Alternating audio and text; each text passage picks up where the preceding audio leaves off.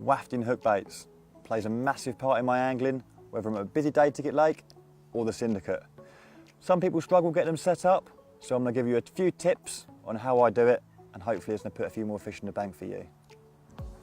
So with me today, I've got 3 different types of wafter. We've got the pastel barrel wafter, which comes in various washed out colours.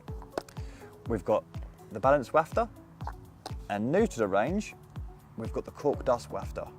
Now I've got 3 different types of wafter here, but they all work on the same principle, providing you with a critically balanced bait that's going to sink slowly and react very quickly to feeding fish. Each one of these balanced wafters contains a small amount of buoyancy. It's very important that the hook or the rig contains enough weight to counterbalance that buoyancy. I've got 3 rigs I'm going to show you here and how I balance my wafter hook baits. First off, very simple KD rig. This rig's getting all its counterbalance properties from the hook, and I want the rig and hook bait sitting just like that. Next up, I've got not much in the way of counterbalance from the hook bait or the hook, but more importantly, you'll see where the braid comes off the shank of the hook there. It's in the middle, giving it more of a off the point type presentation, nice and poised, ready for a fish to come along.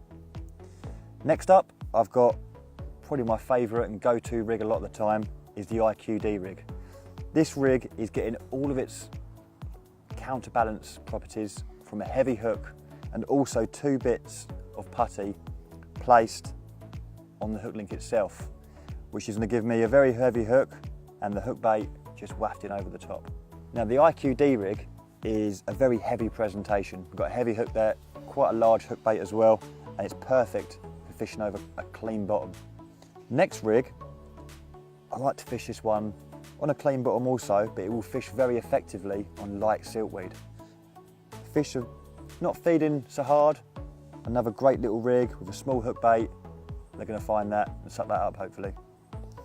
And next off, it's a very simple rig and it fishes over a multitude of bottoms. It can be clean, it can be siltweedy, it can even be a little bit choddy, and that will sit very lightly over them sort of situations. You've seen my 3 favourite presentations. Yours may be slightly different, which could in turn affect the counterbalance of the wafter. So I'm going to show you a few little tweaks you can do to get that rig sitting perfect. Firstly, you could add a little bit of putty nearer to the hook to get that counterbalance perfect.